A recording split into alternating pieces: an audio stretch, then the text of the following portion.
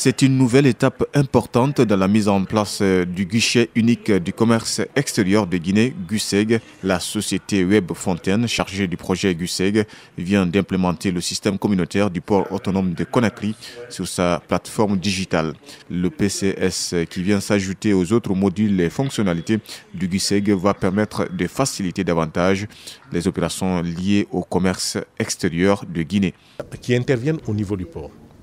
Le module de notre plateforme GUSEG qui vient d'être lancée est un module qui va permettre une facile interopérabilité de ces acteurs-là en mettant à la disposition des uns les informations qui sont générées en amont pour les opérations qui vont suivre. Le ministre du Budget se réjouit de la mise en place du guichet unique du commerce extérieur de Guinée.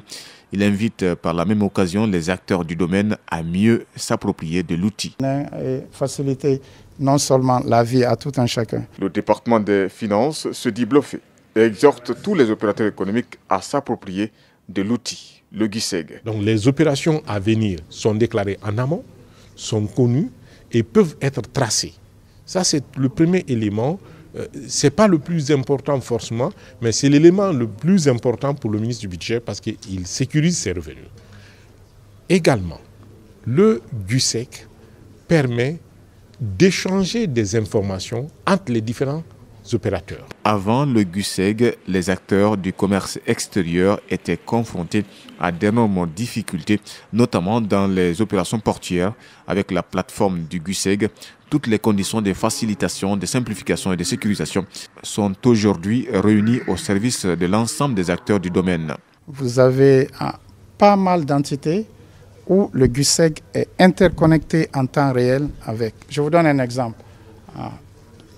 Vu qu'il s'agit de la phase initiale, le service DDID2, nous avons connu à un certain moment une amélioration pour la mobilisation des redevances DDID2, plus de, si je ne me trompe pas, plus de 400% d'augmentation en un temps.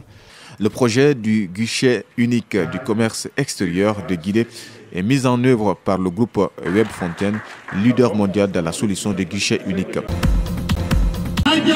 La première apparition publique de ce véhicule du camarade Ahmed Sékou Touré remonte à 1963.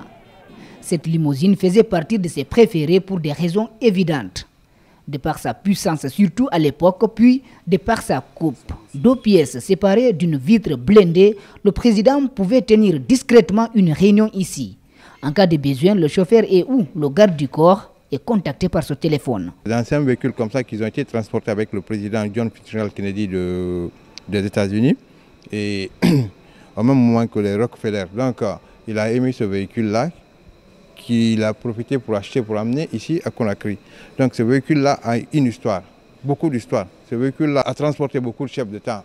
Les responsables du garage du gouvernement décident de restaurer les véhicules des hommes qui ont marqué l'histoire de la Guinée. Je suis en train de mettre en place un musée dans un ensemble de véhicules. C'est dans ça que j'ai retrouvé un des véhicules du président Lansana Conté à Norasoba que je suis en train de ramener à Conakry. J'ai vu un des véhicules du président Sékou Touré à Kanka. Je suis en contact avec le président Dadis et sa famille pour avoir son Wrangler. J'ai un véhicule du général Konaté qui n'a pas de clé, que je vais chercher à restaurer. En fait, le président Condé n'avait pas trop de véhicules personnels. Donc c'est récent, on peut toujours prendre un de ces véhicules pour mettre dans notre musée. Mais ce qui reste clair, aucun président n'a oublié. Les difficultés sont certes surmontables, mais l'équipe veut bien mériter l'honneur placé en elle. Il y a des pièces qu'on a commandées aux États-Unis, il y a des pièces qu'on a commandées en France. Il y a beaucoup de mécaniciens qui ont passé. Si c'est maintenant à notre temps qu'on a eu la chance de réveiller ces véhicules, vraiment c'est un grand honneur. Sinon, il y a des grands mécaniciens qui ont passé aussi. Des grands mécaniciens, nos maîtres. Le garage du gouvernement est à la recherche des véhicules du premier au dernier président de la République, en passant par certaines hautes personnalités, comme les députés.